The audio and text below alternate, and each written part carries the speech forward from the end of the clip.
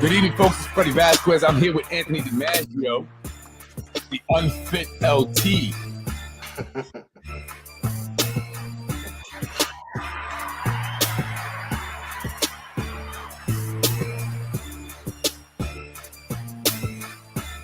There we go.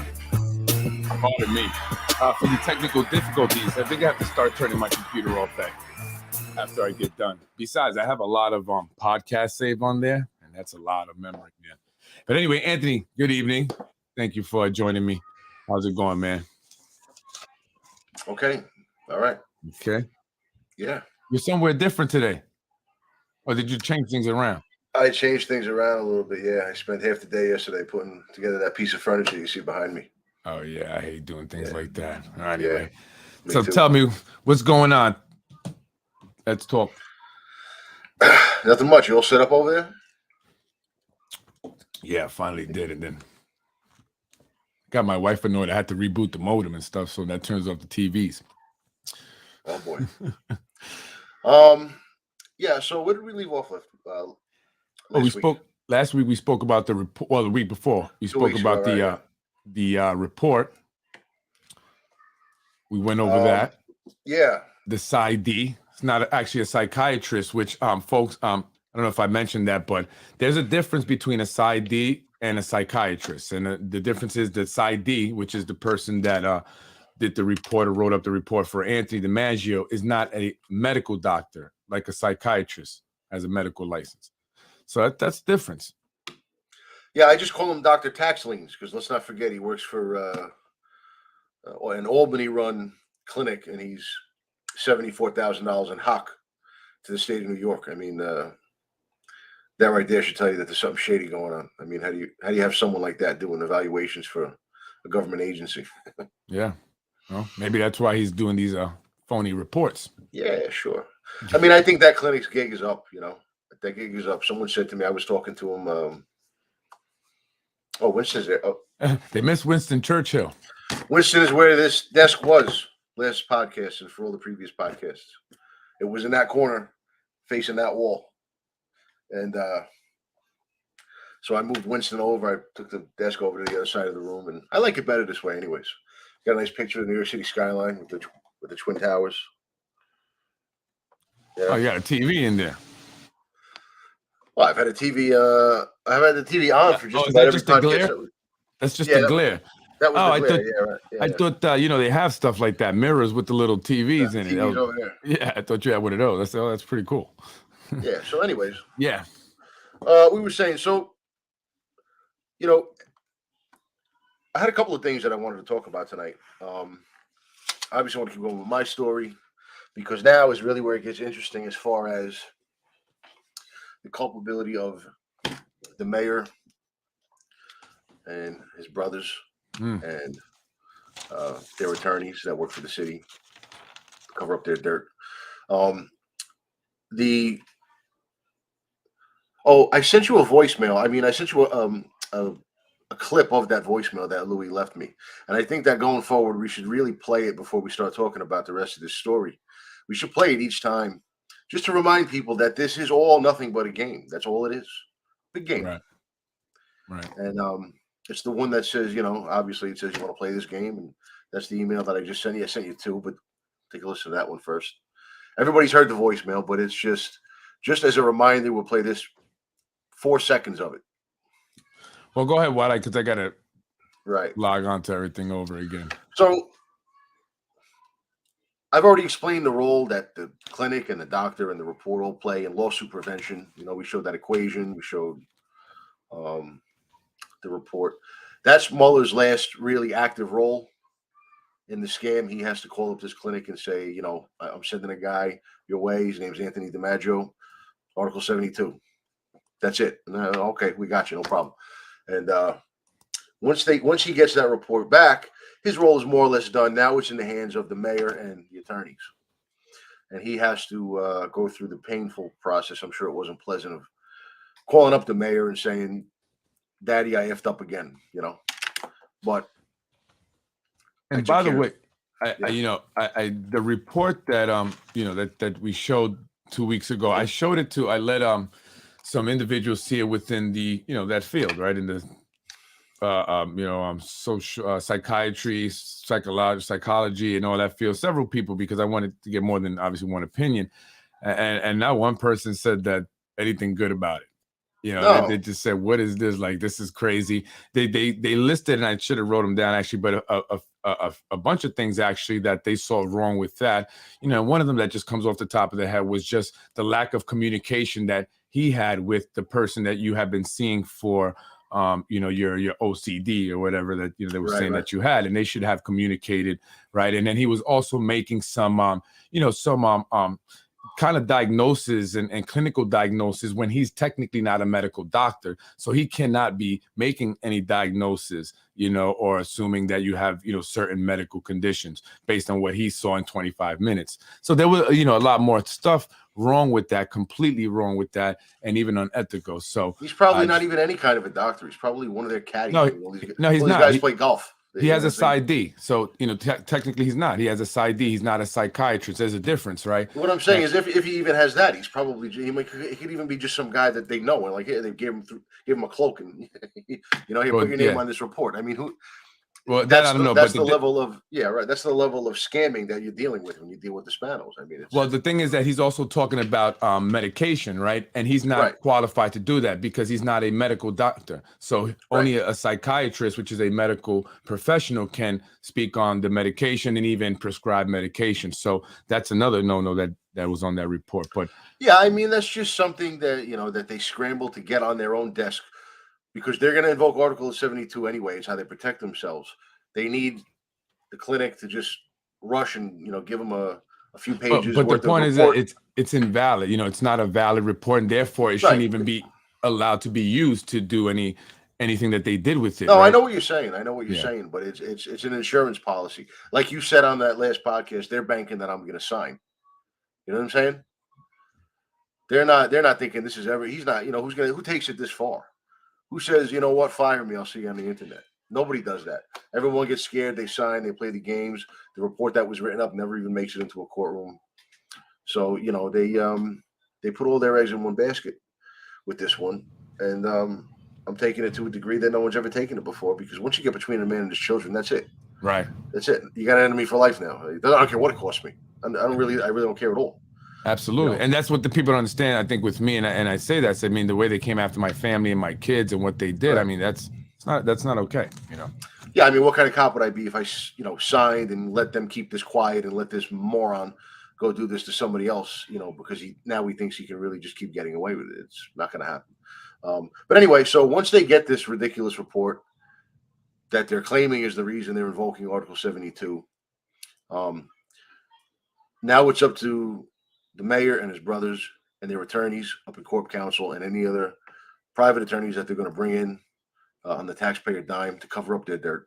It's up to these other people now to see it through to the end and try to protect the mayor's political brand as best they can, because he's responsible for John Mueller. So, some months ago when we first introduced the clinic, I kind of moved it up. Really, I wanted to start talking about it right about now, but because I knew that there were people lined up to go to that clinic, we had to get it out into the sunlight, and some audibles were called after we did that. And we helped people. I'm not going to say specifics on the podcast because I was asked not to, but. Right. So really quick, not without saying specifics, also, what you're saying, and to people who may not know, maybe just joining us recently, was that, you stated some things about that clinic because there are other individuals within the city that are also experiencing or have experienced exactly what you experienced. Right. But because of the podcast that we had done, that kind of helped them, in a way. So that's what this scam that they use, where they go after people and they try to protect themselves from scrutiny and from liability using Articles 72 and 73. This exact scam that I'm telling this story about that I've gone through over the last couple of years is going on right now with other people. Other people are in the middle of it, basically right at the parts that we're starting to get to right now. Okay, so the only thing that I can hope is that it's going to help these people in some way, just exposing it, because I really do believe that sunlight is the best disinfectant. Absolutely. Once you get things out to the open, it's very hard to manipulate the truth. Absolutely. And someone said to me, well, this is a question I get a lot. Why are you on this podcast showing all your cards? And that's a great question. The answer is, and as you'll see when we get to a later part of the story, when there was paperwork signed as part of an agreement that was signed, okay, under, I was deceived about the terms of it, and also under duress to sign it, and we'll get to that eventually. But as a result of it being signed, we both got to submit things, both sides, the city and me, both got to submit things, documents to a second doctor, right? Now that turned out to be a total nightmare, and we'll get to that. But whatever we both submitted, whatever each side submitted, we had to give the other side a courtesy copy, right? So I had so much on this flash drive that I put together to give to this second doctor. And I made a second copy of the flash drive to give to the city. Everything is on that flash drive. This is what my attorney at the time was advising me to do. So I wrote out an 11, 12-page Word document of how this scam works. I saved it as a PDF. Okay, it's on that flash drive. And I sent it to the doctor, and I gave a courtesy copy to the city. So very little of what I say on these podcasts is unknown to them. Right. That's why they freaked out when I started coming on your show, And Mueller even showed his ass at one point and basically let me know that he was really scared. We'll get to that part, and I'll tell you what he did. And I'm on the podcast and I talk about things too, and not everything. And I would imagine you are the same. You're not saying everything, and I'm sure there's things that you're going to keep close to the vest, right, and you're not going to expose. Just like me, there's things that I'm not putting out there. And sometimes that's what confuses people a little bit because they don't know everything. But so it's not necessarily. I don't see it that way for you. I believe you have a plan. I believe you have a strategy. Yeah, I mean, I can't. I would like to say who my witnesses are, who people who are going to come testify on my behalf when this all finally makes it into a courtroom. I can't say who those people are, obviously, because they'll start getting phone calls and it'll be like, are you one of these people? And and it'll be, you are one of these people. Or then the bribes will start coming out and the threats will start coming out. It'll be just like they did with my daughter's mother. What do you say? How do the cartels say it? Plata o plomo. Yeah, you gotta take the money or the bullets. Right. So I got to protect those people from that kind of nonsense. But most of what I talk about on the podcast here is known to the city. It was all on this flash drive, including what we're going to talk about tonight. So that 16-day window where Mueller basically realizes that them using my daughter's mother against me with no real problems in our private life is going to be a problem for him. So he used his leverage over her to destroy my private life so that he could tell the doctor how destroyed it was and that it was all my fault that it was destroyed. And then they could use that to destroy my career. And then once he orders up this report, he's basically done. They get the report back, and then we're going to start getting into the games that they play going forward. We showed the stipulation that they slapped down in front of me, right? Yeah. Here's the stipulation. You're going to sign it or you're going to lose your career, basically. What about the picture? Are we going to get to the picture tonight? What picture is that? The picture from the parade. Oh, yeah. I'm just going to tell a couple quick things about, a couple of phone calls that were made, right? And then you want to get to CJ. Yeah, no, just really quick. Yeah. And took the picture that does the city actually tell the vendor the diagnosis they want to be found, with the vendor purposely designing their question and demeanor to have no other result but to give the city what they want? Yeah, like I said, it's the report is an Article 72 turnkey. Remember, we went over an email from Keith Olson that he sent out to his membership, and Mike Koch took it from Keith Olson and forwarded it to the CLS membership. It's about the weaponization of Articles 71, 72, and 73. Okay, that's what this story is about. It was relatively new. It was a relatively new thing that the city was doing that even Keith, in his many years as a PBA person, had not seen really before. And he said that in the email, right? He didn't realize that it was going to land on my computer via Mike Koch, and that they were doing it to me at the moment. And I would imagine, they just pretty much give the people there at the clinic pretty much the freedom to just give us what we want. This is what we need. So just however you got to, whatever diagnosis you have to come up with. Yeah, that's it. They just want, they buy the diagnosis. They don't really care how the doctor gets there. Right. And, if the clinic wants to keep its contract, it's going to play ball. Right. And so, all right, we went over that 16-day window where he orchestrated the filing of the family defense petition. I would like to go over that again in a lot more detail at some point, maybe as we wrap this up. That's a great point to stop. because it's really going to show the madness of this guy, John Mueller. But for now, let's just pick up with February 13th, where I'm talking to a friend on the phone, and he's making me realize, bro, it sounds like they already sent her to family court. And it's not falling in line with everything I know about this woman. She wouldn't do this. And he goes, but like me, and the guy's telling me on the phone, from an outsider looking in, there's a pattern here that we deal with as cops every day, at work, and you're missing it because you think you know too much about her, and you do maybe, but this is different. She's not doing this on her own. They're making her do it. Right. And I think they already did. That's when I spoke to my father, and he said, you got to let me call Mike. He's talking about the mayor, And okay. What happened there? You said no, right? Just we kicked it around together because because Mike is not going to do shit. Mike is responsible for this guy, so all he's going to do when you get him involved is whatever it takes to cover it up. Right. You know what I mean? He's not going to undo anything. This guy made so much of a mess already, right? If you want, since we've been using mob terms, mafia analogies, let's just go ahead and use another one, right? So say John Mueller, who's been ordered by his mob boss, Mike Spano, to stop whacking people for no reason, right? Shoots me a few times and just leaves me there bleeding out. Now, Mike Spano could come along and save me when John Mueller calls him and says, Daddy, I did it again. But Spano, at that point, basically, they slap the snip in front of you and they say, you going to talk about this? And I say, Mayor, this guy's out of his mind. Somebody's got to do something because you're not going to do it, right? That's at that point, Mike realizes he's got to just put a couple more bullets in me and finish me off, just to keep it quiet. They don't want to do it. Got really mad at John Mueller for having done it in the first place. Right. But because he's have to go through with it. He's responsible for the guy. There's nothing else left that he can do. Right. I mean, he can, but he's going to look like an idiot. And Mike Spano's not going to look like an idiot for anybody. Mm-hmm.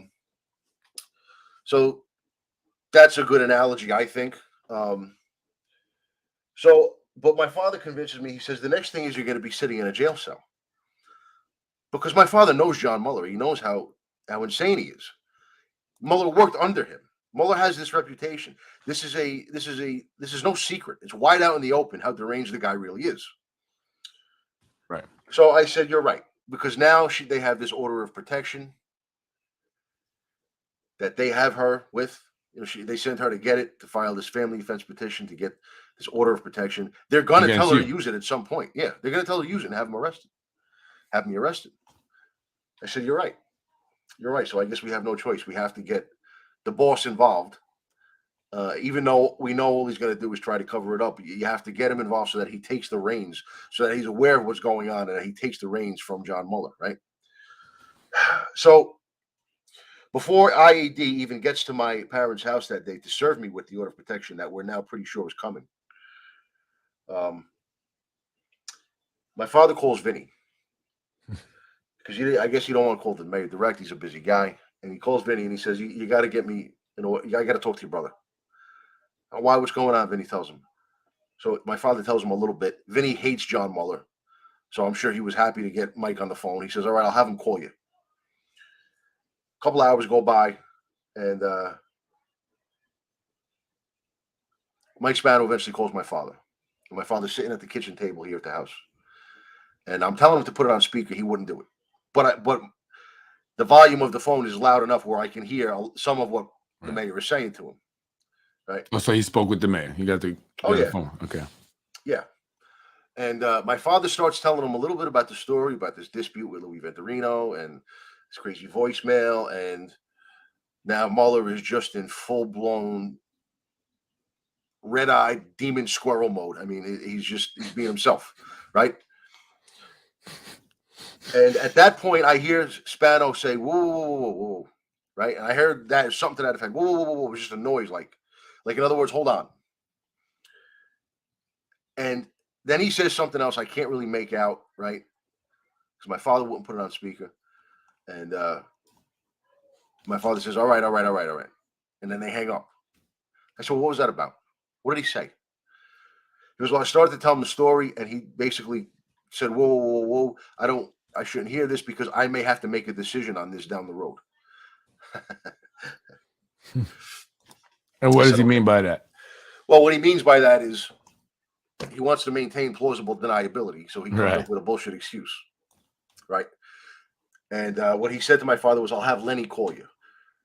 remember way back months ago, I told you Lenny and Johnny are the ones that really run the police department, right? So he says, I'll have Lenny call you. Lenny, his brother, is a retired sergeant from the Westchester County Police Department. He was the PBA president. My understanding is that he was the PBA president in the Westchester County Police Department for a lot of years. So he knows these games. And, so he says, whoa, I may have to make a ruling. Oh, there he is. Look. Yeah. Nuck Smith. Where'd you get that? Internet, Google. And this John Mueller, former police commissioner John Mueller, if you don't know. And tell me that's not a deranged man. Look at the look on his face. I mean, he's, smile a little bit, bro. You're the police commissioner. I mean, he looks like a serial killer. Anyways. So that's what the mayor says to my father. I'll have Lenny call you. I said, yeah, right. Okay. So this was February 13th. A couple hours later, Internal Affairs shows up, serves me with the paperwork saying that there's now an order of protection. I have to stay away from my daughter's mother and her home and all this, the whole 9 yards, the same stuff that I've served people with a million times. And also my daughter. I can't even call my daughter on the telephone. The next day, the 14th, I have this evaluation. Now February 14th is Valentine's Day, right? So I have to go for this ridiculous alleged evaluation, which we now know was no evaluation at all. I have to go on the 14th. So I go. I get back. He goes. My father said, "How'd it go?" I said, "We're fine. I'm great. You want to bet it's not?" And I said, "What about Lenny?" He goes, "Well, he's not going to call me on Valentine's Day. He's probably with his wife." I said, "You're right." The next day, the 15th.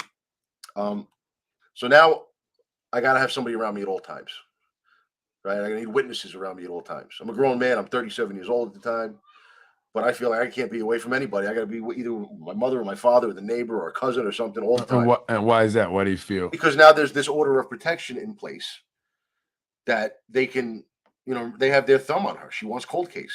They have her under their thumb is what I meant to say. Right. She wants cold case. She doesn't want her career derailed. She's doing everything that they're telling her to do. So at any point they could just have her say, "Oh yeah, he violated the order of protection. I saw him standing in front of my house." I got you. You know what I mean? So now I have to have witnesses around me at all times. And that's real. I mean, that's very real. People will do that. So everywhere my father went, I went for probably a couple of weeks. And I guess if you don't know him, he might not look that deranged. But when you know him and you see these pictures, it's almost comical. February 15th, my father has to go to a cell phone store in Cross County for something. And now I got to be around somebody at all times, so I go with him. While we're in the cell phone store, his phone rings and he says to me, "It's Lenny." And he steps outside. And I tell him, "Put it on speaker. I want to hear." He goes, No. Now he's outside at Cross County. He said, "I'm not putting it on speaker." It was like this to me. But I get close and I can hear a little bit of what's being said because he's got the volume loud again.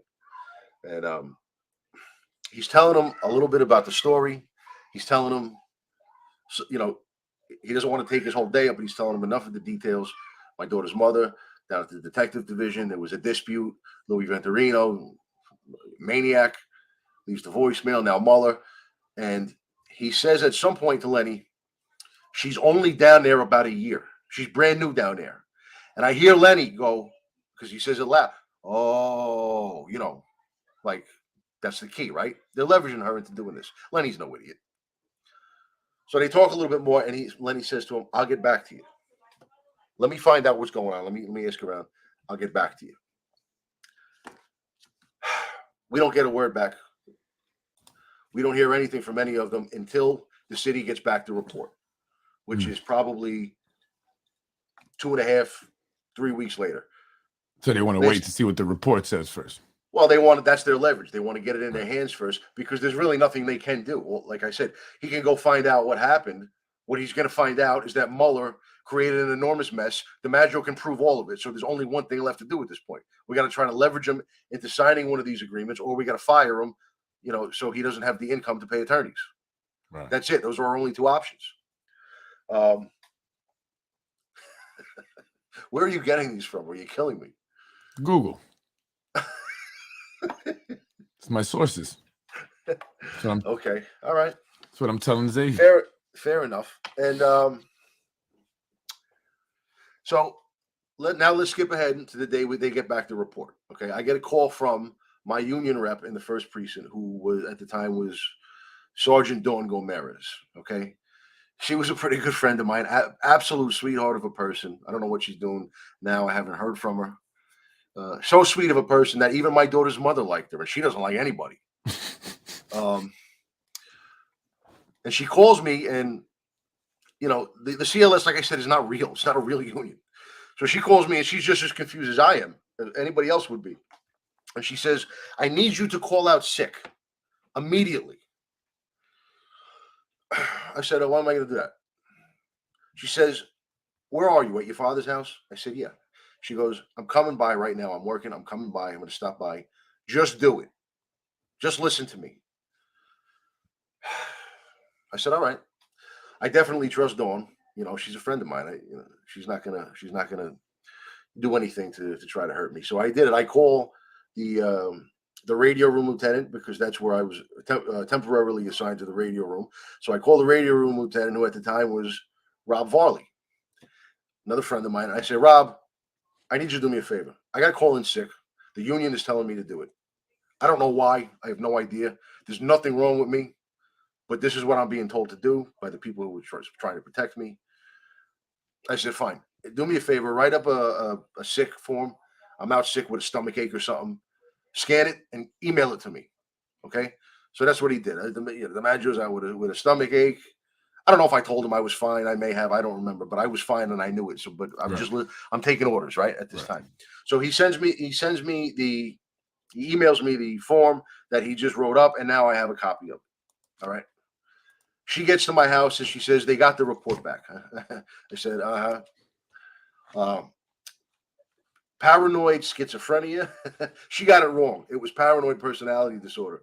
But she tells me that they diagnosed me with paranoid schizophrenia and bipolar disorder and all this other horrible shit. And I almost fall out of my chair laughing. She says, "I need you to get on the phone with Mike Koch. I know you can't stand him. I know you got your problems with him." I had already sent him that big long email that we went through. I said, "I am not talking to that piece of shit. Not happening." She's basically begging me to talk to him. "You can talk to him on my phone. Here, I'll get him on the phone. I got him on the phone right now." Okay. I love you, Dawn. So I'll do it. I'll talk to this asshole. She gives me the phone. And now he's basically saying, "If you call out sick," "Did you call out sick?" I said, "Yeah, I called out sick." He goes, "That gives us a year. You can be out sick for a year before they can suspend you without pay." I don't even know if he was right. To this day, I don't know if he was telling the truth or anything like that. I said, "Mike, I don't trust you as far as I can kick you, bro. Why am I listening to anything that you're saying? I know whatever you're telling me. What, you went and did homework on this? You don't know what you're talking about. Somebody told you to call me and say this, right? The mayor, Lenny, whoever, somebody, right? This is not coming from you. You don't know what you're talking about. You're not a real president." Right. And he goes on this long rant. The mayor, the commissioner's not against you. He said, "If there's anything you can do to help." I said, "Bro, don't piss me off. I'm talking to you as a courtesy to Dawn." Don't you just love that? And this is sometimes I try to get to people, when they say things like that, "Oh no, we're trying to help you. Don't worry. Yeah, we got you. No. Mike Hanley was the king of that. That's what they do. It's what I tell people. I said, "Listen, Mike, whatever." I don't remember how the conversation ended. I don't remember exactly what else I said to him. I said, "Don't try to convince me for 1 second that John Mueller is my friend, or that he's concerned, or that this is not a rigged game, or anything like Louis told me it was going to be, and like Lenny was about to tell me it was going to be." Because when I get off the phone with Mike, I don't know if it was later that day or it might have been the next day. I'm hanging out in the living room downstairs here, and my father was hanging out in the hallway, in the office across the hallway. He has a little office, like a man cave type of a thing. And I hear him talking on the phone to somebody. I don't even know it was Lenny. I don't know. I didn't care.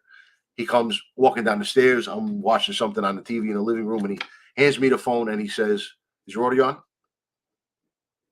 "Oh, okay, all right." No, go ahead. Keep talking. "Okay, all right." And he hands me the phone and he says, "It's Lenny." I said, "What, you want me to talk to him?" "Okay." So I take the phone and I do what my father always refused to do. I put it on speaker and I talk to Lenny so that my father could hear what was being said. Anthony, you got to go to counseling for these things. I said, what things, Len? I don't even have a report back yet. He goes, I don't know. It doesn't matter. It doesn't matter. So what am I going to counseling for?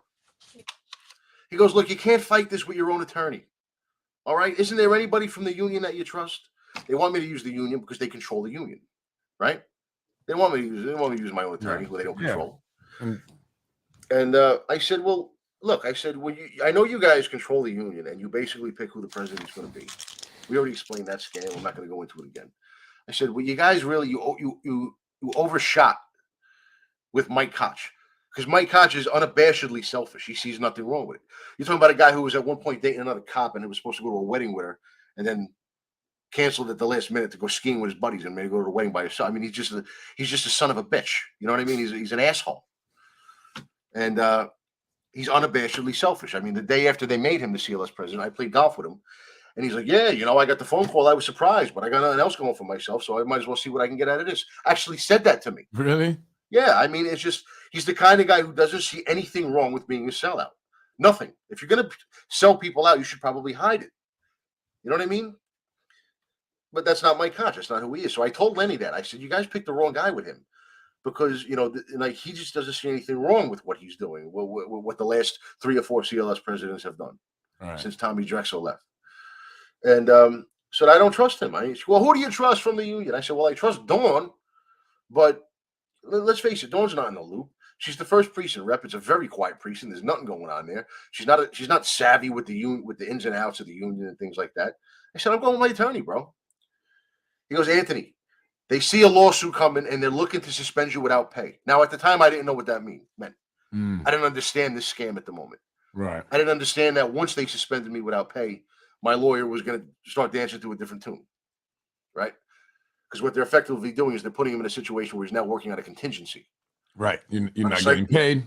On a psychological case. Right. On a psychological case, possibly going up to, the Supreme Court, appellate division or whatever, that may very well be full of Spano judges. You know what I mean? So it's very scary to the attorney. That's what he meant. I didn't realize that. Because what I'm thinking is, if they see a lawsuit coming, I haven't lost anything yet. They haven't taken anything from me yet.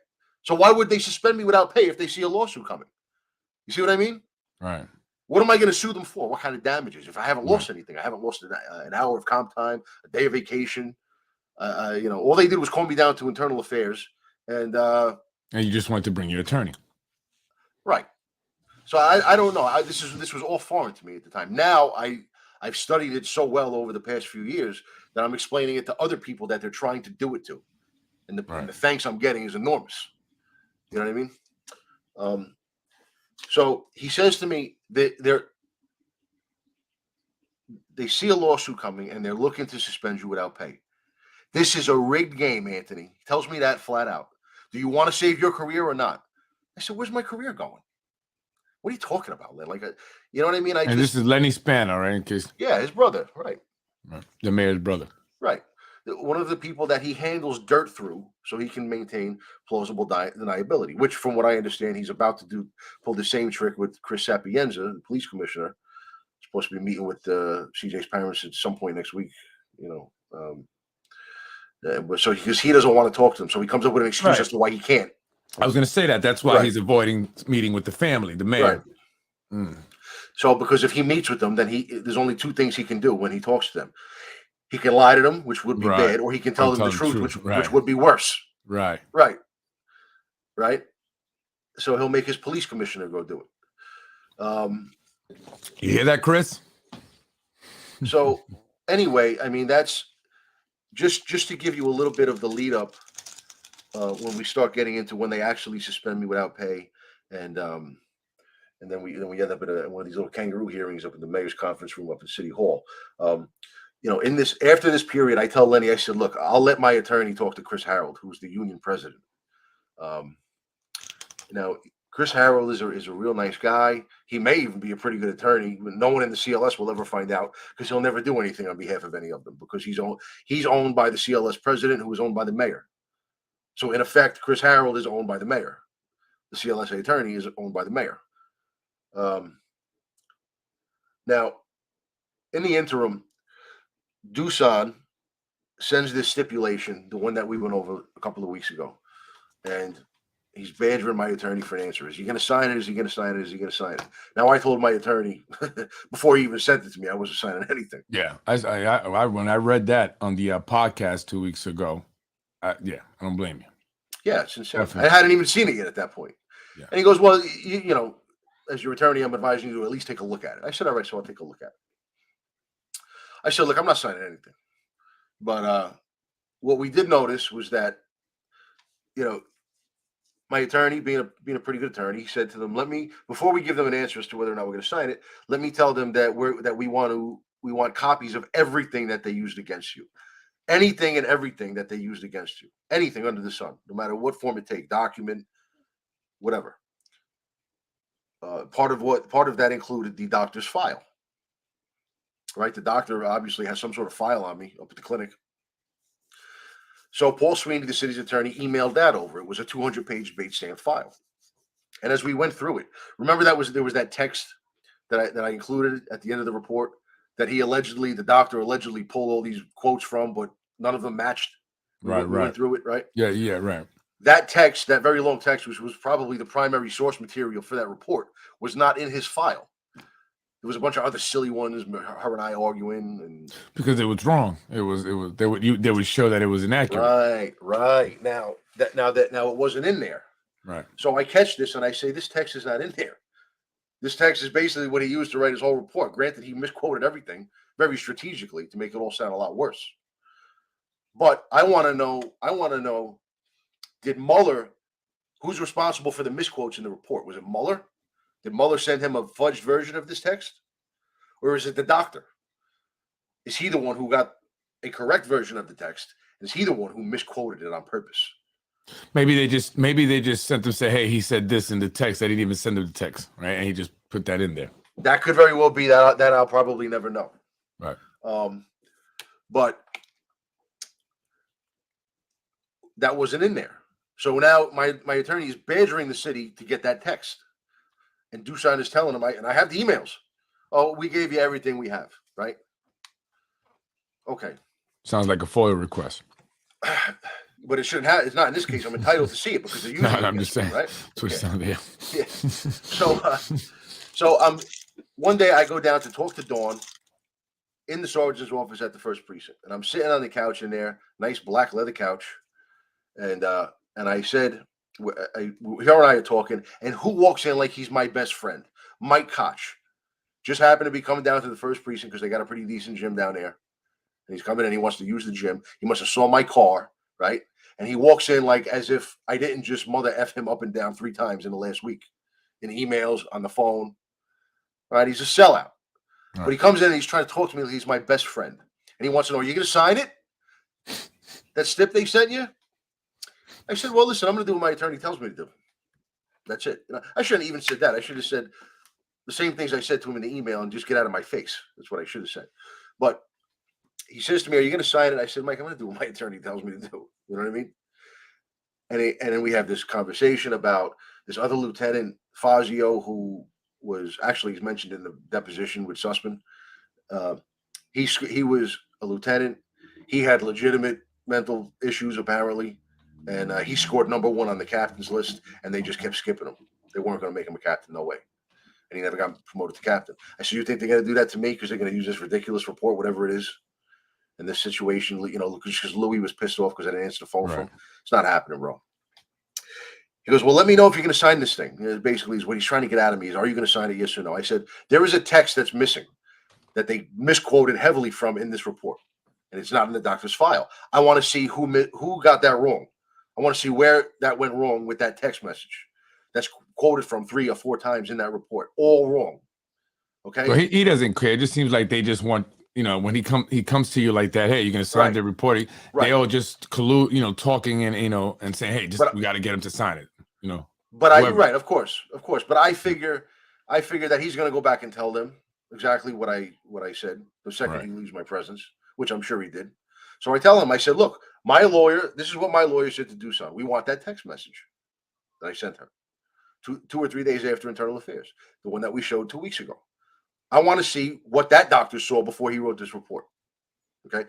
Now I have it. He goes, don't you have it? I said, I do have it, but I want to see what they showed him. Right. You see what I'm saying? Right. It was either that night or the next night. Internal Affairs is at my house serving me with Article 72 paperwork. You're now suspended without pay. Because they said this guy, he's not going to play ball. He's going to give us a hard time. Right. Now, why? They can't send me that text. They can't, Corp Counsel can't, they can't say, oh, well, here it is. We found it. They later did. Paul Sweeney later did that after they suspended me without pay. Why didn't they do it before they suspended me without pay? Because if Corp Counsel acknowledges having seen it, right, it can suspend you, right? Well, they have to acknowledge that nothing matches from what's in the text and in the report. Right. You know what I mean? So how can they go ahead and suspend me without pay, which they know they have to do to try to protect themselves, based on a report that they now can see is all messed up because now they have the text. So and then even they get it after, then now you have to fight to prove that they messed up, right? So when Mike Koch reports back to them that he's not going to sign until he sees this text, they know now it's a trench war. Right. We're dug into our trench. We want an answer. We're not giving him this text. He's dug into his trench. He's not giving us an answer until he gets the text that he know that we know we're not going to give him. So now it's just suspend him without pay. Right.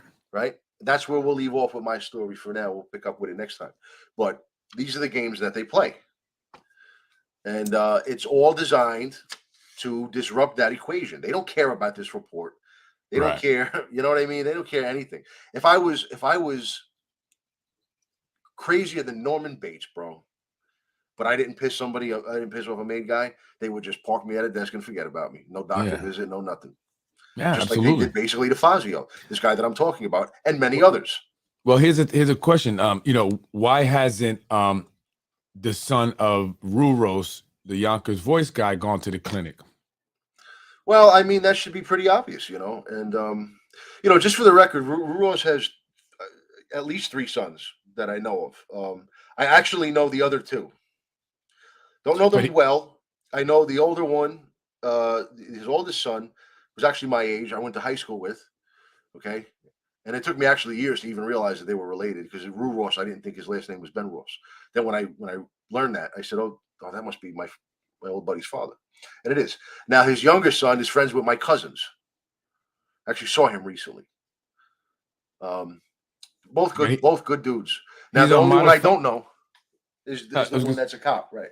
Right. He's on modified desk duty because of a fight he got into with his friend. They beat up a fireman up in White Plains. So, and then I hear that I heard that they had to even tase him to get him to arrest because he had been drinking or whatever. So, my question is, why doesn't he have to go get any kind of psychological, Well, that's leverage. That's what I'm saying. Like, it's, the department really, I can tell you stories that would make your head spin about people that should have been sitting in the doctor's office. I'm not going to do that. Okay.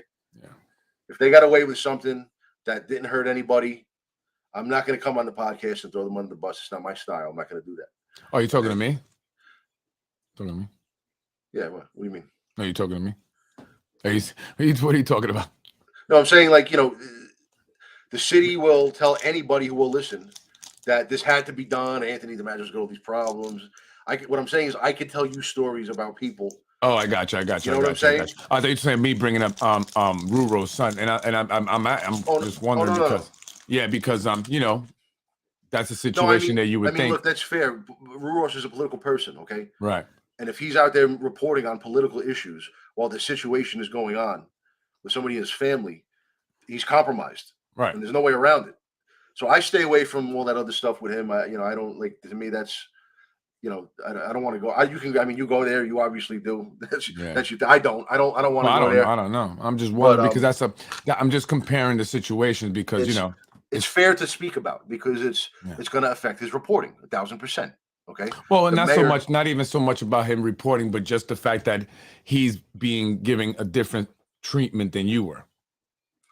Oh yeah, but what's going on with him is not. It's a common type of a thing. If someone gets jammed up, they go to a desk. I mean, you have to get tased to get arrested, or you're a cop. Yeah, well, I mean, what's going on with him is more of a routine way that the department handles things. I don't know, I don't really know what happened with him. I've just heard things, so I'm not going to say he should be fired. He shouldn't. So then they should have handled it that way. Then is what if we put it this way, they should have handled you that way. Not even though, because my story with my ex, yeah. with my daughter's mother, is one of a million just like it. I mean, if every Right. cop who Well, your cursed at story his was ex, completely made up, so they just targeted you. His son yeah, wasn't of being course, targeted. His son actually did something, so that's the difference there too. But yeah. I mean, there's really only a handful of situations that will bring you into a doctor's office. The first one is that you've been involved in a shooting. You shot somebody, right? Like I know. what even not on the job though, not on duty. You mean? Like I said, there's a cop, Timmy Cooper, who I was pretty good friends with when I was on the job. Okay, he got involved in a shooting. Him and I think his partner and a couple of FBI agents were conducting some sort of a investigation and pulled the guy over in a car. There might have been a chase involved. Anyway, when the chase was ended or whatever the circumstance was, the guy committed suicide by cop.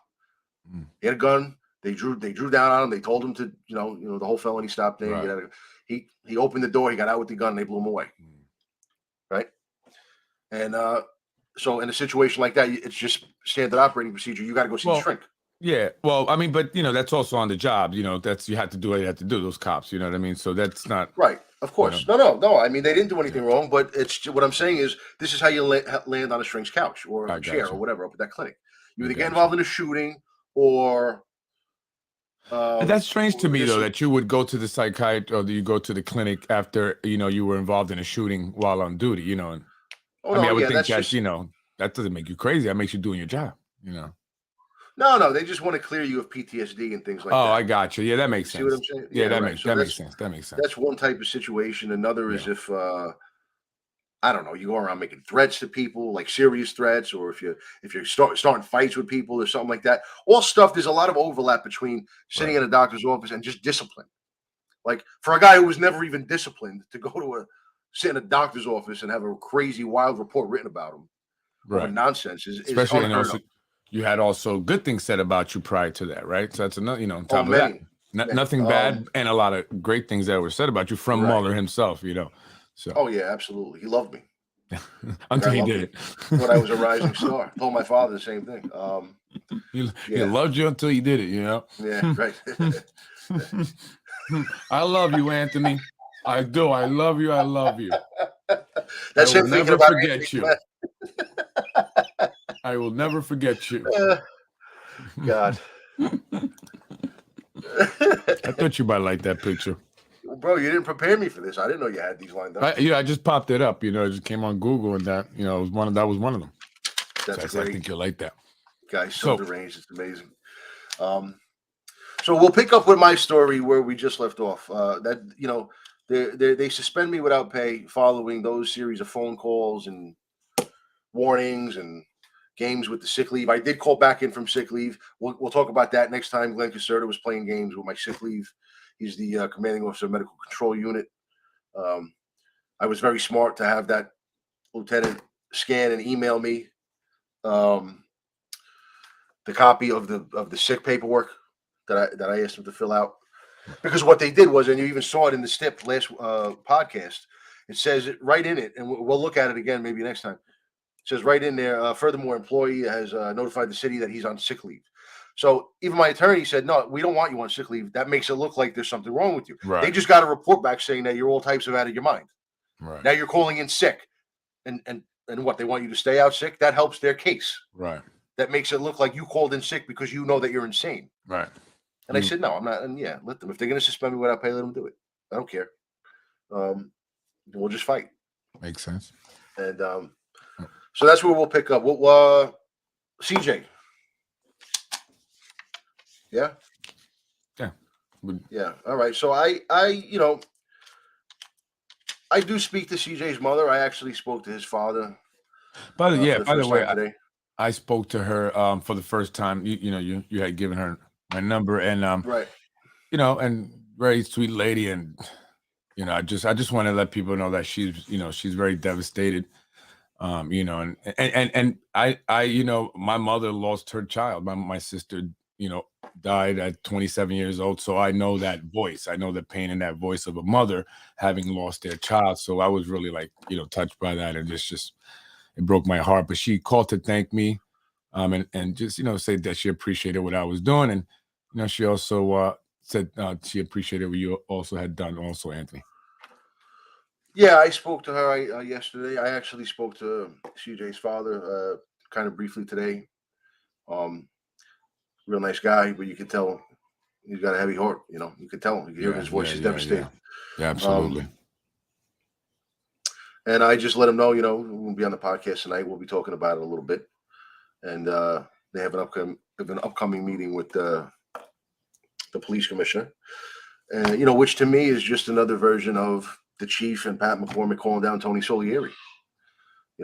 I guess they thought that would end it right then and there, but it didn't because these people are not stupid. No. You know, um, so I guess we just have to break out the bigger guns. We shouldn't have spoken to AJ's parents. We should talk to CJ's parents, and we shouldn't have Joe Mock do it because 3 weeks ago, Anthony DiMaggio exposed what a boob Joe Mock is with that whole Facebook post about Louis Venturino. Yeah. Which I heard he was not Sounds happy. like someone's upset in the background there. Is that you know what? Yeah, you can hear that. No, it's not anymore. That's my daughter is. It's my weekend with my daughter, and our cousin is over, and they fight like me and my cousins did at that age. No, but that's the thing with my kids. Oh man, they drive me nuts all day long. The two of them fighting. Oh yeah, these two have been good all night actually, but I'm showing here the signs, and I actually saw one today on Palmer Road as I was coming down headsets here. To I was just before you get to Sawmill. I saw a sign there, but these are the signs that Christopher Hackett has posted around Yonkers. Justice for CJ Spano got to go, and so now you're hearing what I've been thinking about is lately about the podcast and stuff. Is just not only now is it that I started the podcast talking about my story, but then we started talking about your story, Anthony, and what you've gone through, and now we're speaking about CJ Hackett and what his family's going through. And the common denominator, and obviously, what you and I went through is not what they're going through, but it's all has a common denominator, and that's just the corruption that exists here in the city of Yonkers. Cover up city, buddy. Can you hear me? Yeah, I hear you. Yeah. So, in having more stories, it helps, and this is why like you said, sunshine is the best disinfectant. Speaking out, more stories that come out. And like you mentioned, the guy, there are other people that are also going through what you're going through. So it's not just you. Also, these are multiple stories so that people will know that this is real. What we say is real. We're not just bitter people. We're not just angry. We're not creating stories or conspiracies. This is real. This is very real. And I'm sure none of us would want to be going through this. We would rather not have to deal with it. But this is, where we find ourselves. Yeah, I mean, they could put this to bed very easily.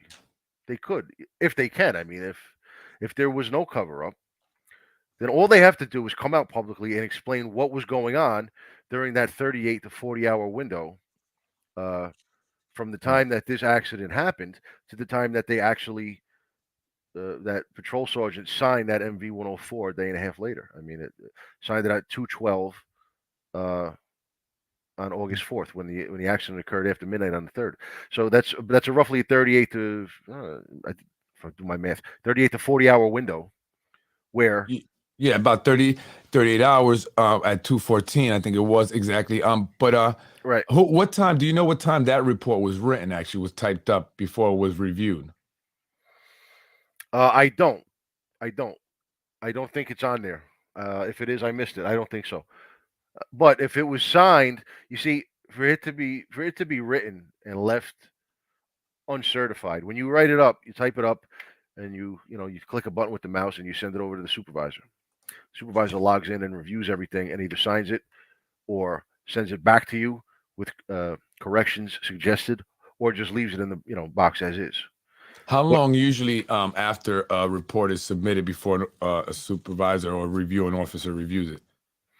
Well, give or take, I guess. Handling the scene, that would be the main sector car that writes that report. None of these reports that we've heard about or read or looked at are detective division reports. Those are all patrollers. Those are very different. Those are going to be almost impossible to get our hands on. At least not unless you do a successful FOIL request, which is not likely. Yeah. But the patrol reports, those are easier to get information about. So what will happen in a situation like that is that the primary patrol unit will write the incident report.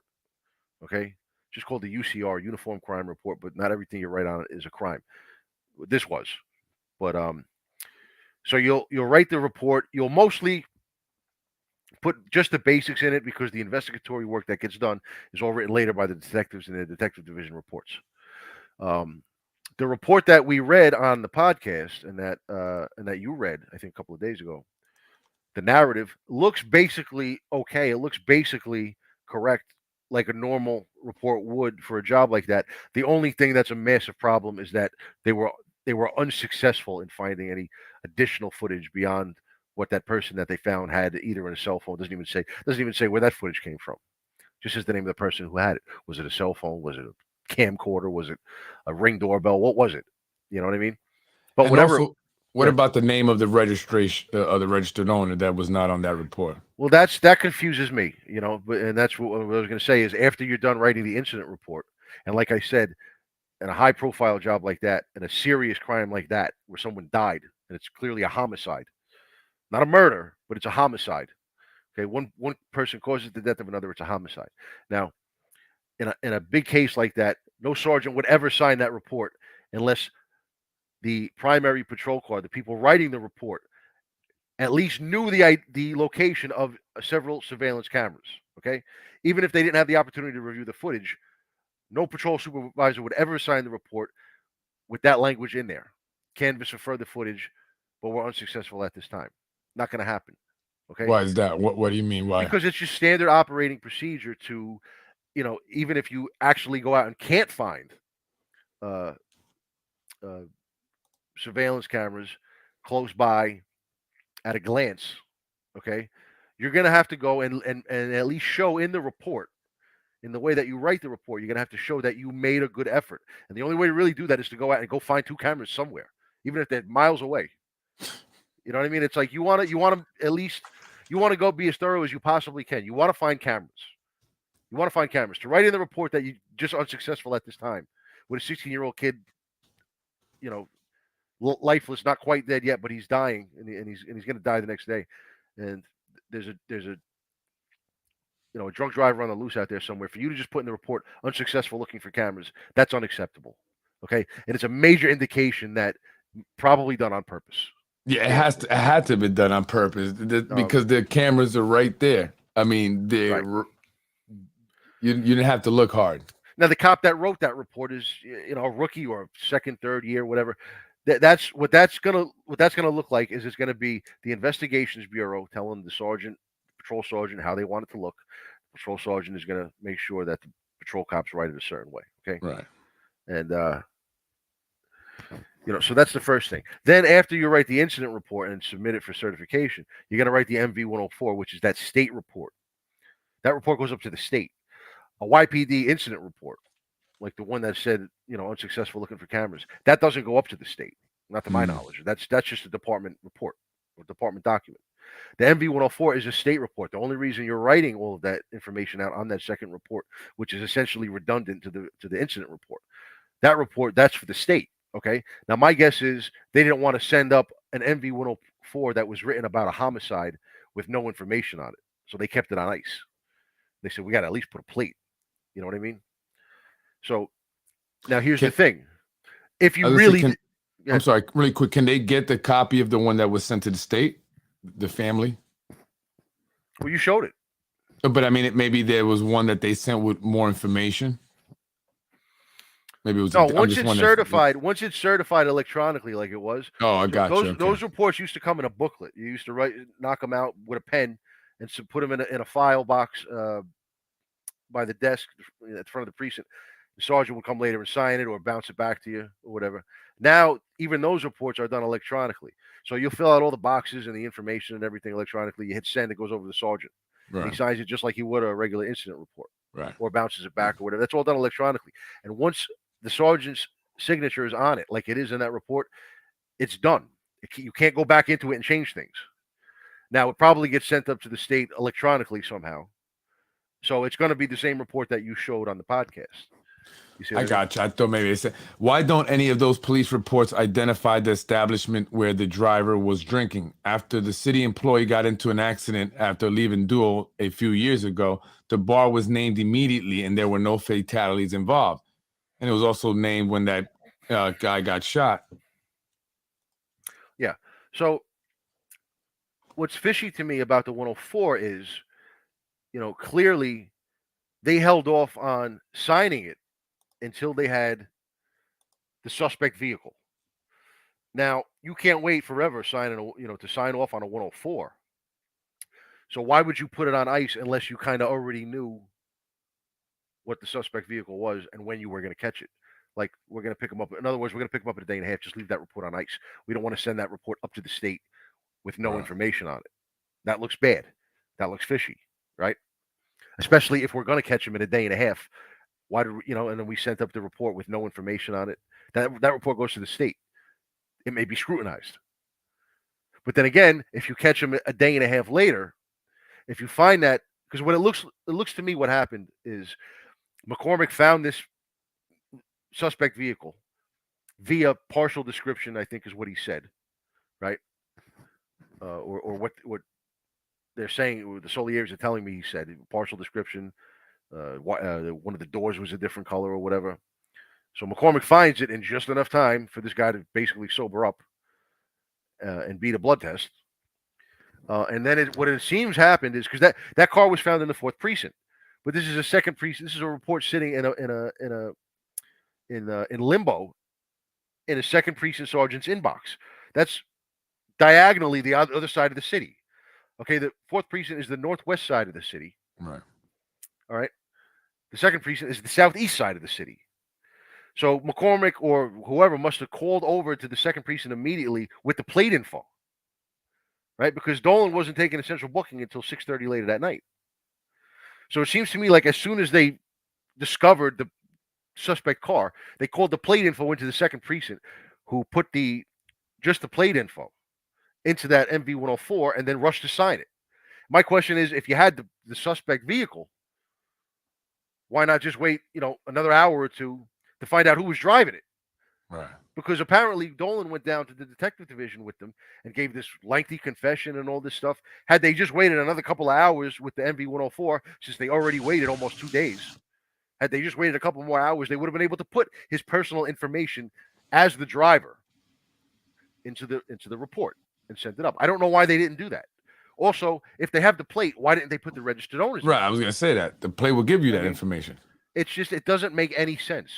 It's so far of a deviation from anything that I've ever seen that to me, it just can't be a coincidence that he was who he was and that they omitted to look at the cameras on their cell phones very quickly, get the plate.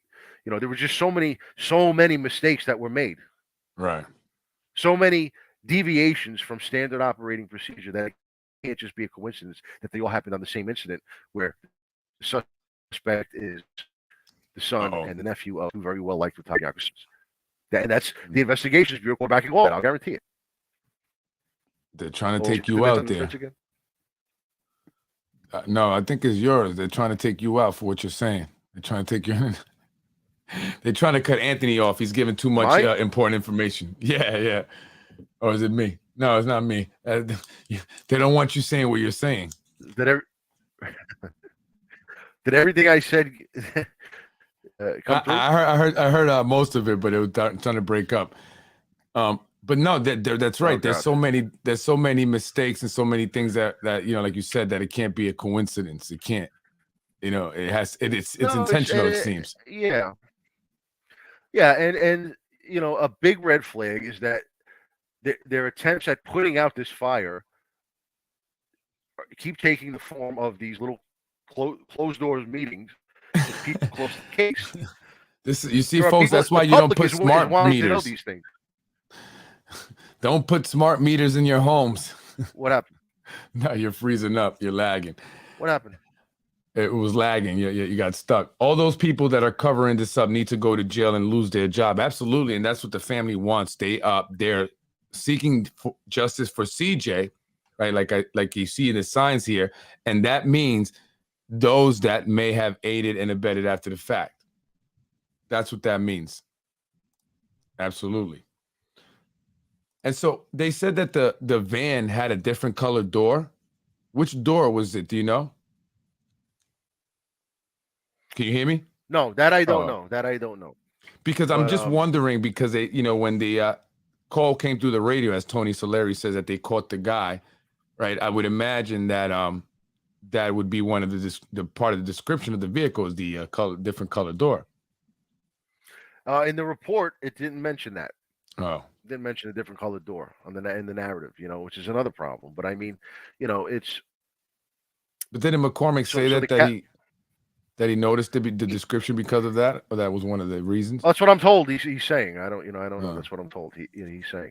And man, was it money? I mean, he found it in just enough time for this guy to be back up sober, with a coffee and walking around and blood clean as a whistle, and found it, right where it was conspicuously parked on the sidewalk, next to however many parking lots down there. And I don't even think the guy was in the building where it was parked. I don't know. That I don't know. He works in City Hall. Why that car was parked down on somewhere over Road on Lake Avenue, I don't know. They didn't want it on their lot. They didn't want it on city property. Sounds awfully staged to me, man. Yeah, right. It's and McCormick, if he was gonna know where it was, he would have to be the one to find it. Right. If he was gonna know where it was, he would have to be the one to find it. He can't tell another detective, "Hey, listen, go find the car." Right. It's over on Sawmill and Lake. Detectives are gonna look at each other and say, "How the hell does he know that?" So he has to be the one to find it. You know what I mean? It's very simple. Here's my estimation of this. This is what it comes down to. If somehow they knew that was Stephen Dolan and it was Joe's kid, very early after that accident, they waited. There's no doubt about it. Now, why did they investigation? Right. No, right. Go ahead. You go ahead. I was saying, why did they wait to take him to central booking at 6 in the afternoon? They did it. They probably, after they found the car, and then they, McCormick had people sit on it or whatever it is that he did. I don't really know. That's what I think he's telling people. He called other detectives or other plainclothes unit to just kind of watch it. Okay, whatever. Maybe he did. I don't know. But at some point they grabbed Stephen Dolan. All right. Some point, not long after that, they grab Stephen Dolan. They take him down to the detective division for questioning, which is standard operating procedure. And he talks. And that interview probably went on for a couple of hours. Now, by the time they're done talking to him, it's around 6 o'clock, 6:15, dinner time. And as you know from watching my story, if you watched that whole episode months ago where we went through the video and I explained what was going on that night, detectives don't detect at dinner time. They don't do anything. The whole world stops, right? So what they did was they called a patrol unit, even though central booking, the jail, is right upstairs from the detective division, just a few floors up. All they got to do is take them up the elevator and fill out the paperwork and everything at central booking. They don't want to do that because they want to go eat. So they called the patrol unit to come and handle that part of the arrest form. Take them from the detective division up the elevator to central booking, where they're going to sit there with him, and maybe at that time of night, maybe there's a line of prisoners waiting to get booked. The people who booked him, the patrol cops who booked him, who brought him up to central booking, they didn't write their supplemental report, because what they'll do is they'll write a supplemental report says, at this date and time, we took Stephen Dolan from the detective division up to central booking and booked him and lodged him there and all that stuff. They didn't write that report, that supplemental report, until after midnight that night. So they were busy. They might have been in central booking with him for several hours. I got you. Wow. When detectives want to eat, believe me, they ain't doing nothing else. Right. Wow. Which is how the whole situation started with me. Can't they subpoena the driver's phone records? At the very least, I thought they did this as a matter of course after an accident, even to see if the driver was on the phone at the time of the accident. I would want to see who called in the immediate aftermath, who he called. Yeah. I mean, that's an obvious thing to do, and maybe they've done that, and maybe the phone records won't show anything. That doesn't mean that they didn't know it was Stephen Dolan. Yep. That's a theory. A theory is that I would imagine he had to have called his father. And then if I'm his father, and I'll say it flat out, if that was my kid, I would have done the same thing. Because like I said on the podcast where we did a whole hour and a half about this, we all love our children that much, right? We don't give a shit what my kid did. I don't want to see you go to jail. You know what I mean? And you would do the same for your kids. You could say you wouldn't, but I'm telling you would. And anybody else who's watching this as a parent, we would Anthony, heaven and earth to try to keep our kids out of trouble. I mean, I don't know. I can't say either. I'm not in that, so I'm not even gonna. But what I'm saying, right. what I will say is that after speaking with CJ's mom, she sent me photos, of him in the hospital. So yeah, she sent those to me too, and I said And that to Yvonne too. I said, look, if I was Joe Dolan, and I knew that my kid had just is in this situation, I'm going to make the phone call too. I told her that flat out. yeah, I said and any of that us would just as a parent. You know what I mean? yeah, Because you don't want to see your kid do 15 to 20. No you matter know, what they did, that's your kid. You don't want to. So I don't blame him. I yeah. blame the investigations bureau that played ball and said, well, okay, oh yeah, sure.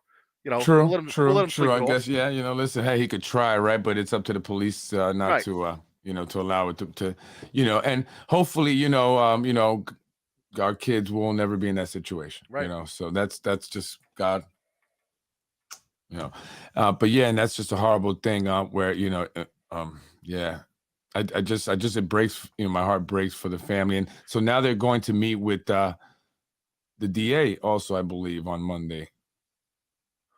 Oh, Right? I Or don't know. I don't know was about it that. I Sapienza? don't know about that. It's Yvonne told me sometime next week. She and um, Chris Senior are going to meet with Sapienza. Sapienza. And I said, he's a good guy. He's not. It's not. You can go or not go. It's not. I'm not telling you shouldn't go. You can meet with him. I said, but he works for the mayor. His job is to protect the mayor's political brand and the brass that work under him. It's that simple. Let me explain to you what I meant by when I said that the DA's office would not want to investigate this. Okay, as a potential cover up. And I'm very honest with Yvonne, okay, with Miss Hackett. I've told her, I said there's several things that I said to her. I said, "A, this is your fight, Yvonne. Whatever people are going to try to tell you that I'm weighing in just because I want to hurt people that I think did me wrong. In other words, like I'm lying to you. That's not the case. I'm giving you insight based on my experience, based on how I know things work, based on how I know things should have been done and were not done. That's all I'm doing. All right. If at any point you want to drop this, you just tell me and I'll drop it. I'm not, I don't want you to ever think I'm trying to hijack your cause for my purposes. So if and when you want to give this up, you tell me and I'll give it up. And the same thing with Freddie. I said, he's not trying to use it for his Yeah, purposes. and I said I've mentioned that right. to both to the dad and as well as his mom when I spoke to her last night, and and they said no, they don't sense that from me, they didn't sense that from you, and that they really want justice. They're hurt, they're angry, they want to know the truth, they want an investigation, they want to meet with the mayor. And Right. so because of all this is not happening, no, this is their son. They're not, you and I have nothing to do with why they are, determined to get justice, not at all. And if what we've done is just simply help in any way we can. And there's really no benefit in it for us. We have our own stories that, we can talk about Right. all day. This is just, unfortunate. And so we're helping in any way we can. And I want to see justice. That's what we do here. This is, and I don't get anything. I turn down any type of financial offer that was made to me and everything like that, because it's not about that ever. Right. Right. And the second thing I told her was, unfortunately, don't, you can spend your whole rest of your life fighting for justice. And I totally understand because I'm a parent too, but don't expect it. That's what I told her. I mean, the, Thank you. Thank you, Michelle. Yeah, so I said to her, look, the DA's office, and I've said this on the podcast before, they work with the Yonkers Police Department's Detective Division Bureau every day, the Investigations Bureau. Yeah. They work with them every day. Now, think about what that means, the implications of that, how closely they work together. If the DA's office says, you know what, I think something's up here, I think this calls for an investigation, there would be blowback. There would be what you call upward discipline, a form of it. And what that basically means is all of the cases that that the detective division works with the DA on that are not the CJ case, well, they're going to start causing problems for the DA as pushback. Yeah. And Keith Olsen is going to order that. He's going to pull them behind closed doors and say, no, we don't like this. They don't do this to us. Okay. That case, fudge it in this way. That case, fudge it in that way. But they want you to find that witness. Take your time with that. Things like that. You know what I'm saying? And he absolutely will do that. That's the kind of thing that Keith does. I can give examples if he wants to call me a liar. But I'd rather not. Oh, I was going to say, let's go. Well, let's keep the focus where it belongs. But Keith has been the PBA president for a long time, and there will absolutely be animosity, and the DA is not going to do it, especially when the piece of evidence that was lost cannot be recovered. So it's to use economic terms like I like to do sometimes, it's sort of a dead weight loss. The evidence is gone. All you're going to do by investigating is eventually, arrive at the conclusion that the cops did really, really bad police work and are never going to admit that they did bad police work on purpose, and you're never going to get the evidence back. So why even bother? Because the evidence was his blood. It's gone. It's clean. It cleansed itself that night and the day and a half that followed. Well, so that's the way the DA thinks. That's why they're not going to do anything. It's going to cause us a lot of problems with no real results. You know what I mean? That's why they don't want to do anything. That's why they're not going to do anything. Now, the police brass, they don't want to do anything for other reasons that I think should be obvious. Well, I think that, I think at this point, at least, I know that it has to be done because we're taking it upon ourselves to fight for justice, right? Absolutely. So we can call for an investigation. I hear what you're saying exactly, Right. and maybe we won't get one, but we're going to still bring awareness as much as we can. We're going to still make some noise. Absolutely. And ultimately, hopefully that what we'll see here is a change of the individuals that are there, because enough people are fed up, are coming out, are speaking out, and are making the active choices to help get this out of here, out of Yonkers, and start new. In a way. And the we grew up, man, my cousin's apartment. I told him, oh yeah, that's the fire that happened in Bronx River because of the tell your cousin to find out who lived in that apartment. I'd love to know. A1, send me an email. So I told Yvonne, I said, as long as you pursue this, I'm with you. You know what I mean? I just don't Right. get your hopes up, because it's not honest people that you're dealing with.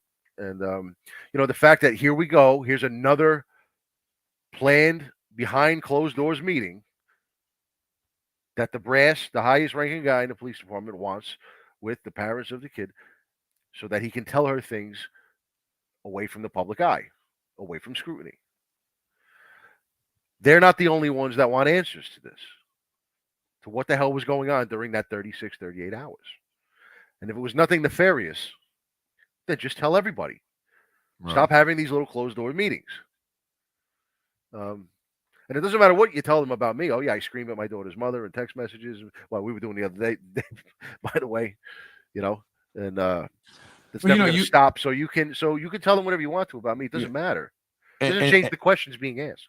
Yeah, and we've seen this in other cities where things like this have happened, and there's been scrutiny on the police department and the city officials, the mayor, and you see journalists challenging them, asking them questions about it, putting them on the spot, forcing them to have to speak up on it publicly.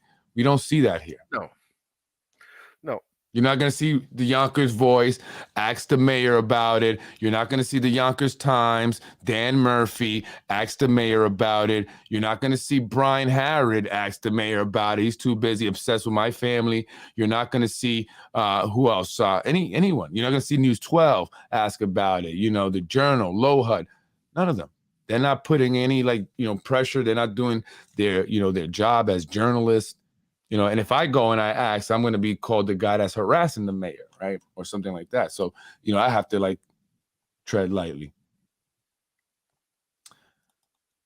It's technically, but it's already being recorded. I'm sure they have cameras there. I mean, well, who knows if they're going to? I'm sure they will. But yeah, in New York State, anybody can record a conversation that they are a part of, right? So, like I recorded the conversation with the receptionist from the IMA clinic.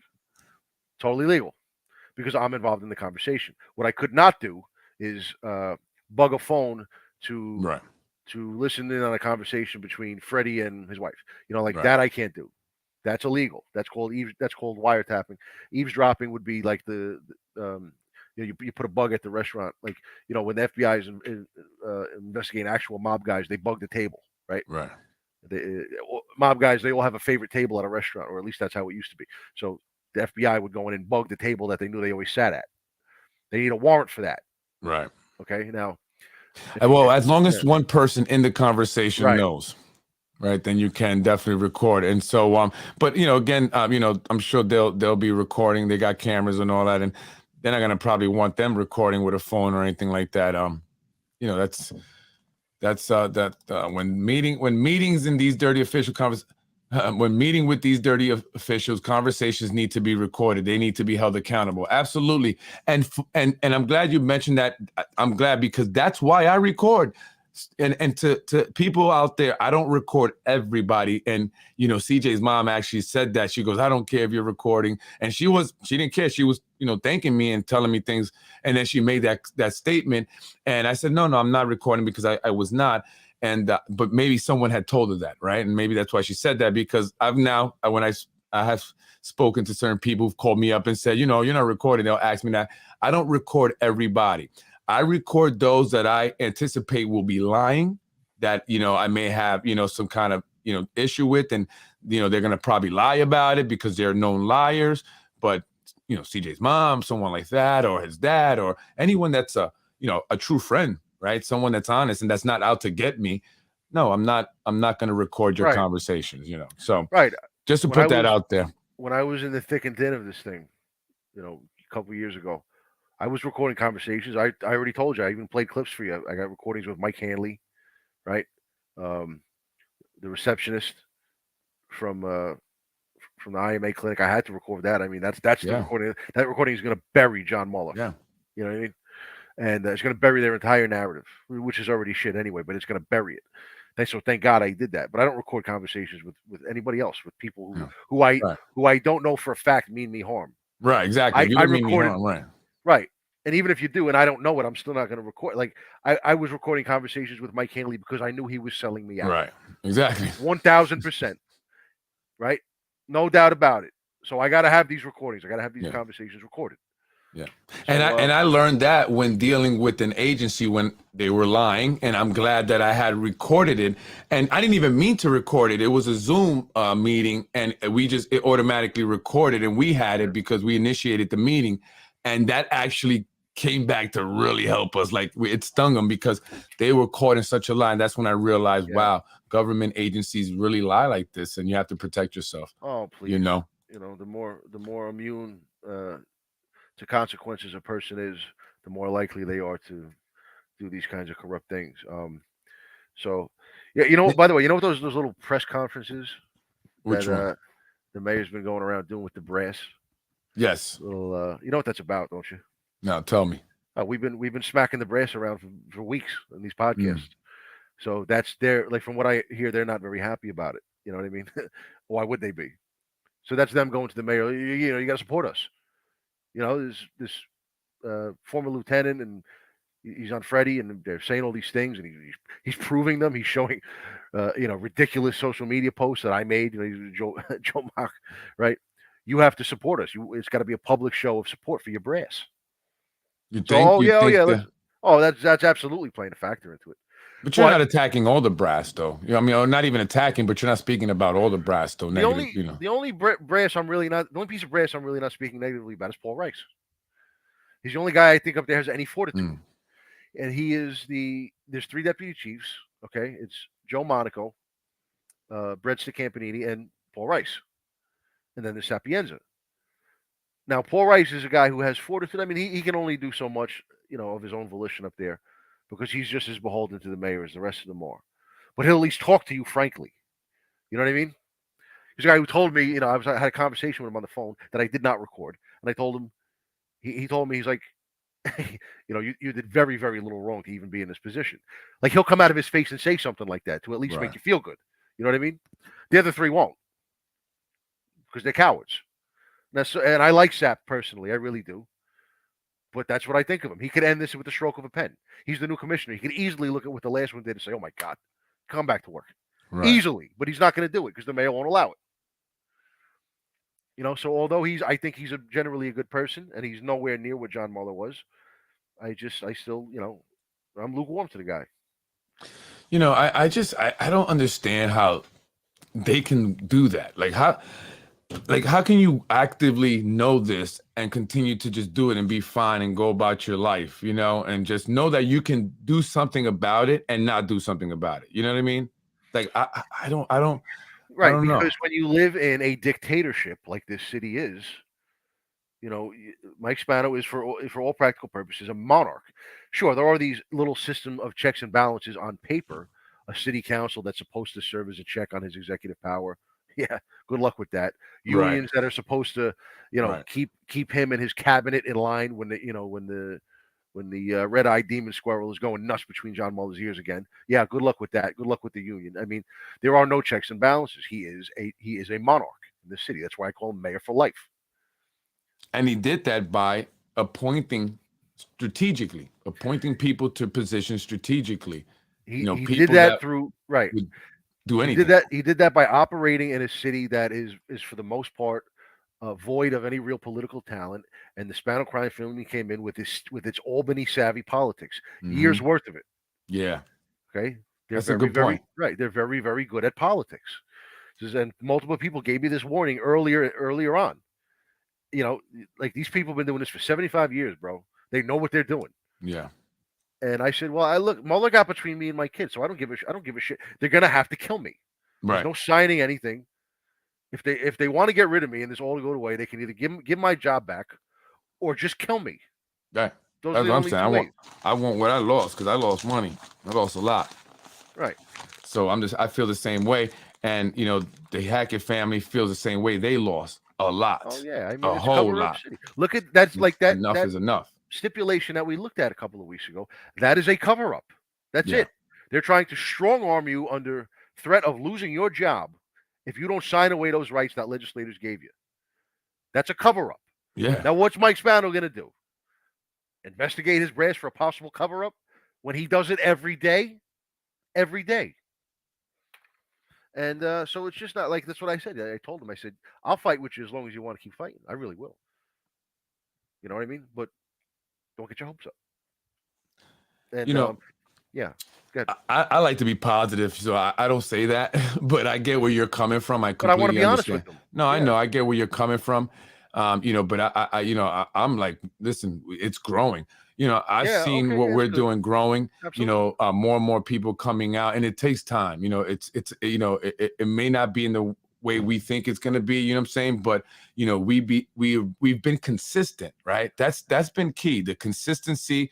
You coming on this podcast, we're telling our story. We're showing people that it's you can not be afraid. You know what I mean? And Right. listen, they may come at you, but you keep going. And and I think that we're giving people the courage and the confidence to come out. So we're definitely doing something. And I think as long as we continue to be consistent, keep bringing awareness, breaking everything down, because what you brought up is a good point. They came in here with all that, that political savviness, right? And in a town that wasn't really, they didn't have people who were so politically savvy, and they just locked in, and that's it. And then they've been setting this whole game up for, like you said, 70 years. And that's why it's important when I talk about the appointments that they make, when they make them to the building department, to the police department, to the fire department, to this head of school, the board of education, and all these appointments within the board of trustees, the planning board, the zoning board. Right. All that is important. They know how to position the pieces 1,000%. Yes, absolutely. Yep. They know how to position their pawns. And they know how to do it, and they use I'm starting to call the plunder pass. Everybody who does what they need to do gets a plunder pass. And I'll explain what I mean by that on the next one. But plunder pass. What about the officer's family who still have no answers on the 16-year-old kid who killed their husband in an accident on Tuckahoe Road? Whatever happened with that? I don't know. I heard that the kid was out of the hospital actually in rehabbing, and just nothing is going to happen. His family is connected. They donate a lot. And you look at it, folks, what I'm learning with the votes and stuff, that school probably generates a lot of petition signatures and votes for the mayor because of the families that attend and the community that it's connected to. So that's more important to the mayor than anything else. Yeah, that, and it's just the glaring problems with the law. I don't think that they want to make embarrass Albany too much, because a big part of the problem is that a 16-year-old who is now a juvenile but can still drive, even though he was unlicensed. But I mean, 16 to 17-year-olds can still drive, yet they can only be under the criminal law now, under the or maybe they revamped the laws, whether it was the Family Court Act or the penal law or whatever. 16 and 17-year-olds can now only be charged with certain very, very serious crimes. But what And about the parents? I mean, what about the adults who paid for the car, handed him the keys, and allowed him to do that? there might be something there. Yeah, that's possible. If they're not being put under the microscope at least, then that probably is because they have the right connections. Well, Anthony, anything I'll else? agree with. Yeah. Anything else before we get out of here, man? Good conversation with you tonight. Yeah. Yeah, it very was interesting and informative as always, and it's good, man. I love it. I just feel like every time we do this, we have so much to talk about, and it goes so fast, right? Yeah. But yeah, no, we'll pick up more, and it gets really interesting going forward because, at some point maybe I'll start to show some emails between the attorneys and things like that, and your head will spin. There you have it. Your head will spin. Yeah, great story going forward. So make sure you tune in next week on Friday, especially if you want your head to spin.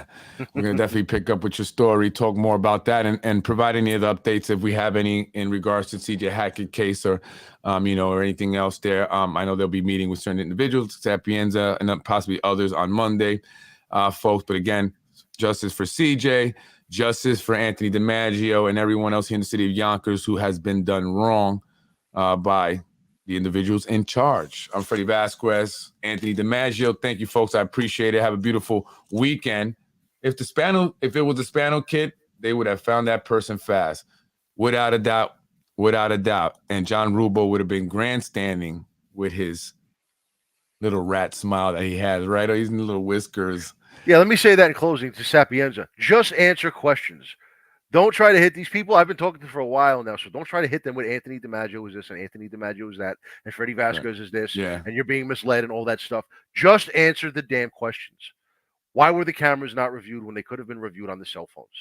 Right? Give them an answer to the question. Those cameras could have gave them the plate. What was going on during those 36 hours? What were the detectives doing? Right? Answer the questions. That's it. That's my advice to the police commissioner.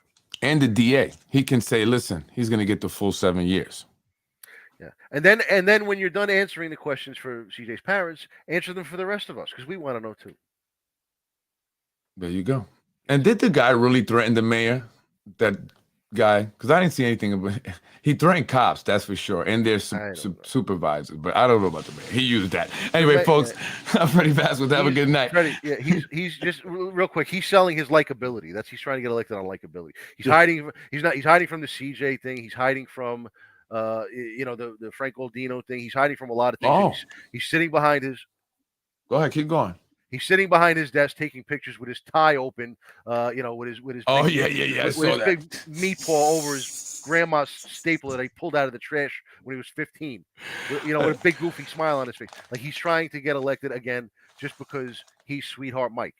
I said, when was the last time he was in the office? So this is a good point here, and I'm glad someone brought it up because I meant to bring this up and I forgot. Look how hard they went for Nolan. Look how they're acting with CJ. And I thought about that, right? Especially after hearing that, Donna Nolan had contacted the family or the mom, and I felt like, this was a big thing. The mayor spoke about it, elected officials, they went all out. Right. For this situation. And rightfully so. I mean, but the difference is that, the guy who did that was just some nobody gangbanger from down in the city.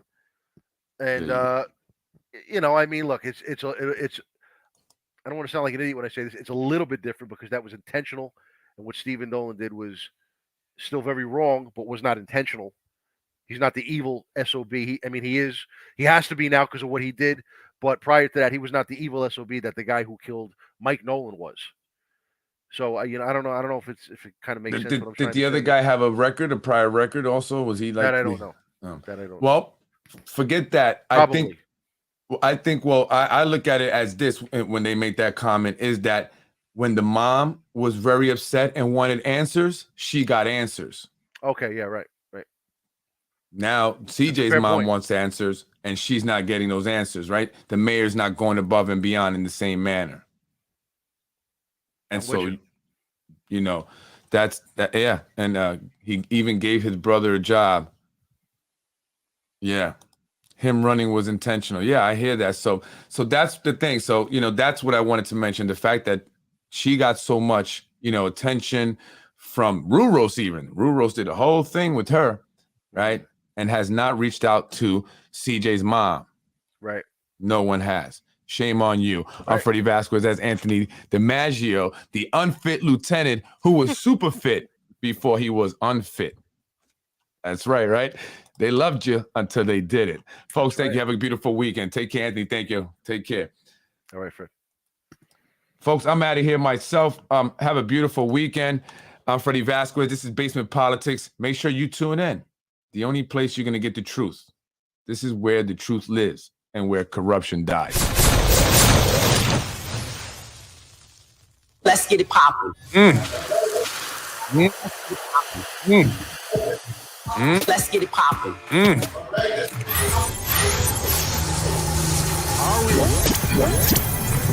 Let's make it happen, guys. Make me happy today. Are we? Let's make it happen, guys. Make me happy today. Are we? Let's make it happen, guys. Make me happy today.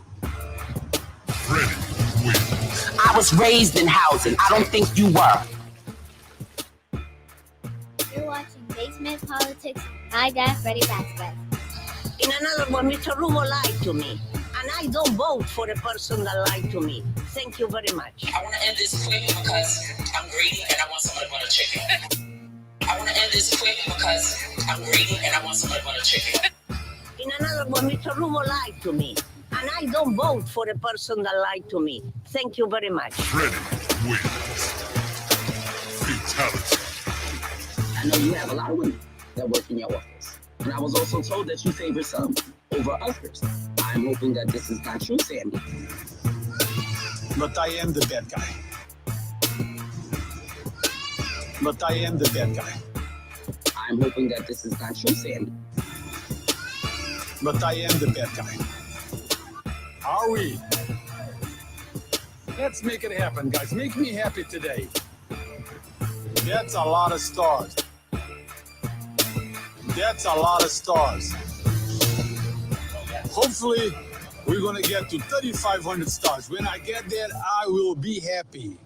You're watching Basement Politics with my dad, Freddie Vasquez. Freddie wins. Fatality. I was raised in housing. I was raised in housing. I was raised. Freddie wins. Fatality. And let me tell you, it's a lot of people that spoke today that was against me, and I still help you to this day. There are churches that are sitting in here that come to me, and I provide for your parishioners. Okay? And they come to me. You don't do nothing. I should have stayed. Freddie wins. Fatality.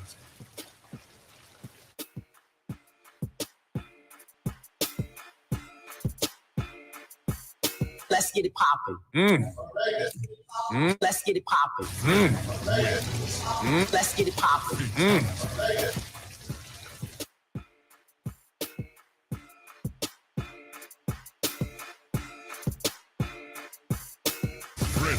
wins. Fatality. Thank you for watching Basement Politics with my husband, Freddie Vasquez. Freddie wins. Thank you for watching Basement Politics with my husband, Freddie Vasquez. Thank you for watching Basement Politics with my husband, Freddie Vasquez. Freddie wins. Fatality. No! Have a beautiful and blessed weekend, youngers.